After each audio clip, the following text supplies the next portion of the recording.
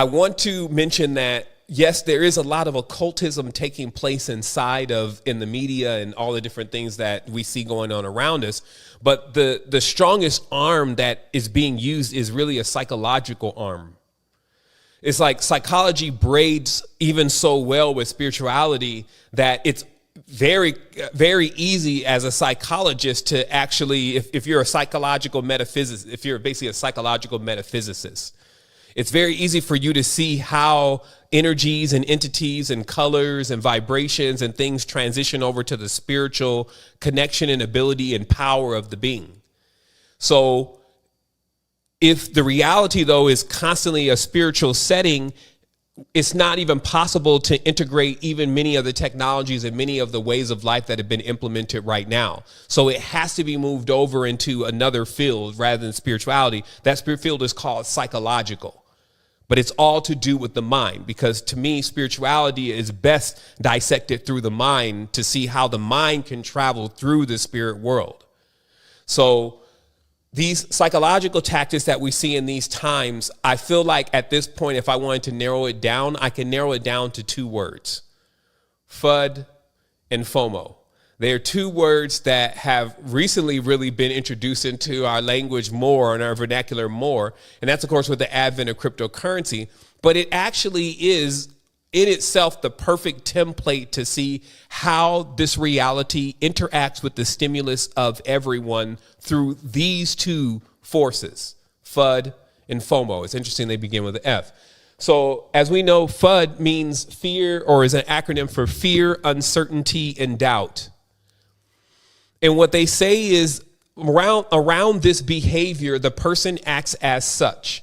They generally will liquidate or sell or give away or give up on something that they have actually put way more time, energy, and intention in. And they will basically take a loss for something that they fear is going to happen in the future. And that fear can also come from them starting to see something that they begin to interpret, and others begin to interpret around them as being a very negative event. And just like that, a cascade of events can occur that almost make this FUD, if we want to say it, seem real. Now, remember, we're talking about still the illusionary nature of the reality and the components in which the illusionary nature can use to like paint a dream around you to get you to kind of make certain decisions. And then all of a sudden that dream just disappears and you find yourself back in the regular world, but you have made certain decisions already. So when the fear, uncertainty, and doubt fields start really sweeping the land, this is the perfect time to go into your mediumship. Because, yeah, if you know you can take this because you're an adept, so you can cut on YouTube or cut on some of these channels, right? Because this is channeling, and actually receive whatever is coming across that channel and have some type of use for it, then obviously you're not the person I'm talking about. But when you turn on these channels, they start to make an impression about how you are guiding your life, and especially things that you've already set in stone that you're going to do, and it starts to kind of shake you off your stone. Now, the reason why it's so important to look at this and so fun to look at this from even investment level, which is where the term is predominantly used, the actions also go across the board. So a person, again, will sell whatever it is that they've been working so hard on and get rid of it just to try to escape the ultimate debt or to escape the ultimate loss. So it's like taking a loss in order to take less of a loss, right? And so when the reality starts to cook again this kind of energy up, you really want to be on point and think about what are the facts around what is being told, or what is being talked about and what is being said to do. Now, also, I'll just finish this complete system of awareness that, let's give an example here. So there was fear, uncertainty, and doubt around this last, I guess they call it a bull run. Bitcoin went to $60,000 about 4 months ago and then fell from there all the way down to as low as $30,000. Now, we're using this as an example. In this whole process down, you had multiple people assuming that it was all over, that it would go back to $5,000.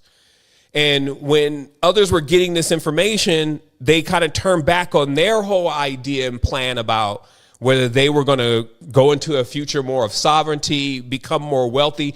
Everybody basically had plans set up, but the fear and the certainty and doubt kind of washed those plans away. Now, notice how this can also happen in the reality. They be talking about, okay, we're about to, bring in this kind of system, and now you're not going to be able to do X, Y, Z anymore. And then all your plans, it's just like you see this ocean just crashing into your plans, and your plans are gone. However, as an analogy, today, Bitcoin sits at $60,000 again. Just again, now if it goes to 20, whatever, who cares? It's here again. And everybody else that was still saying it was never going to get here and already took a loss, they basically took a loss for nothing. And when we take that as an example, we got to really be on point in this reality, because remember, these are people that they live in a house, they have wife, children, some invested things. They're people just like me and you. And nobody has money to throw away. So people are making financial decisions because they feel that, hey, I need to diversify. It's just something that through time and through adepthood, you realize that I don't really want to have all of my assets in something that's correlated. Even if it's $20, $50, $100, investment starts with $100, right? They're showing how a person investing $1,000 in Shiba Inu, when it dropped, would have $3 million, $30 million right now from $1,000. So the opportunities and the portals are open in many different ways, not even just in cryptocurrency, but in life.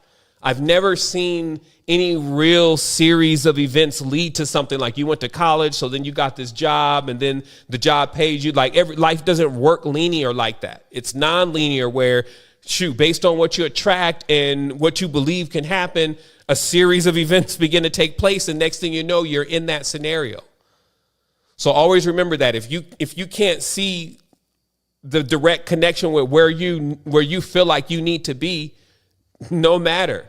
You have an ability, as long as you know how to amplify your energy, to begin to create that lattice work, to be able to create that actual space inside of a realm that eventually brings it here through a series of events. But you got to stay consistent. You cannot let your whole projection get wiped out by a big wave.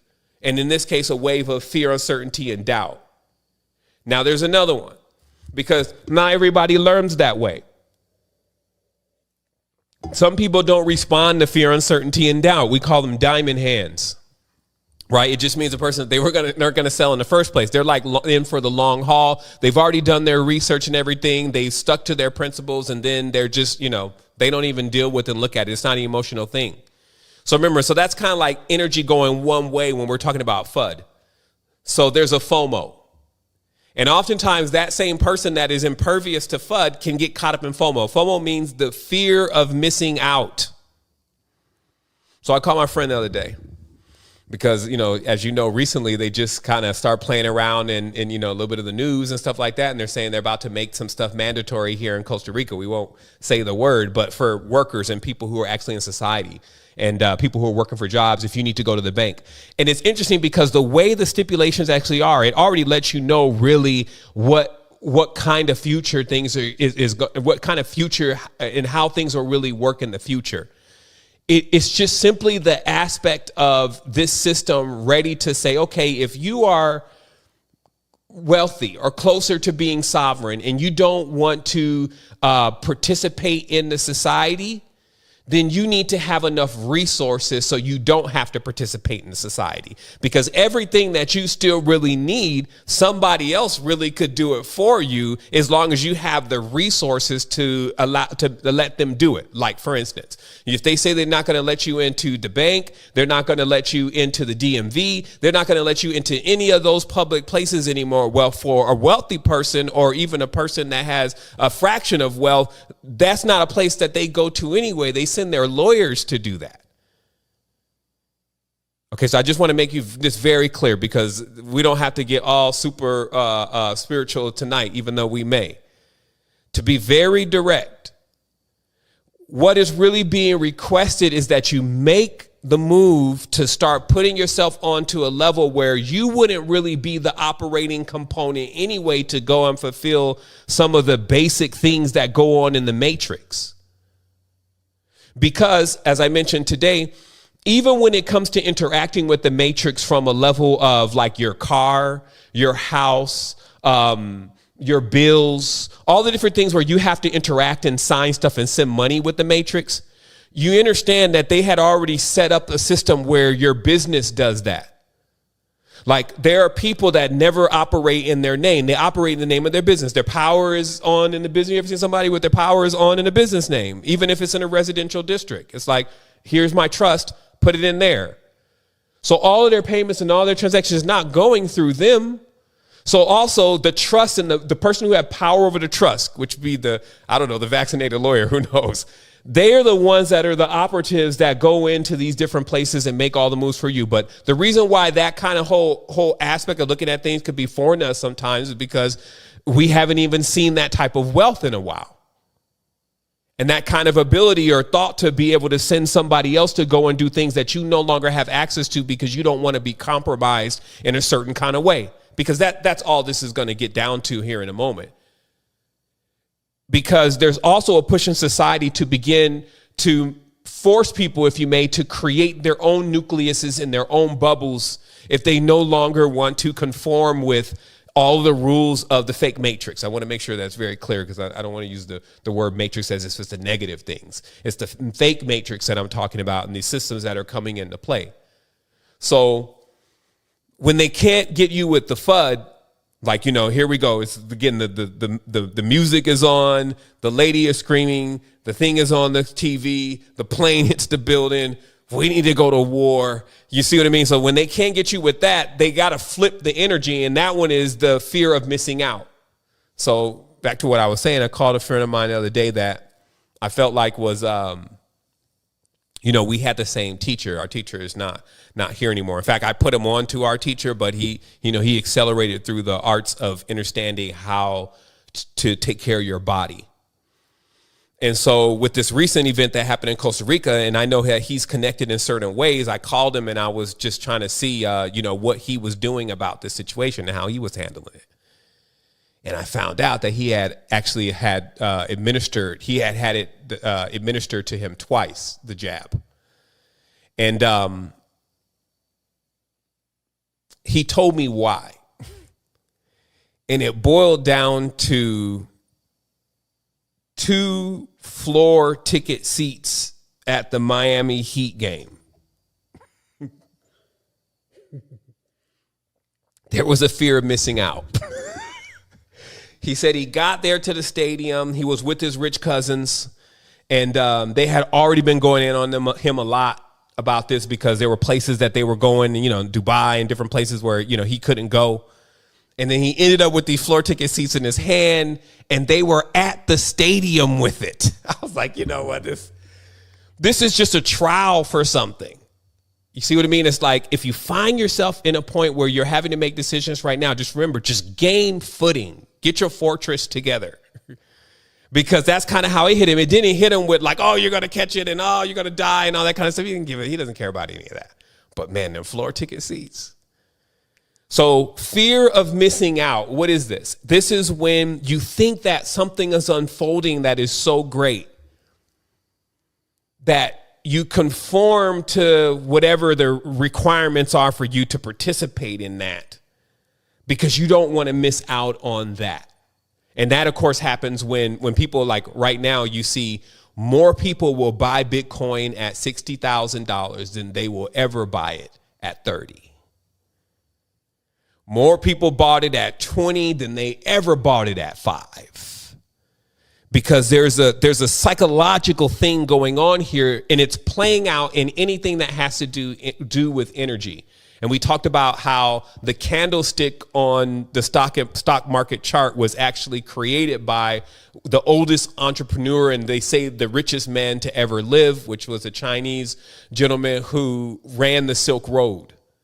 And the candlestick was about the emotional cycles that people go through when they're going from FUD to FOMO, or called bear to bull. And it's a emotional energy. It has nothing to do with computers and any of this kind of stuff. It's all emotion and sentiment about something.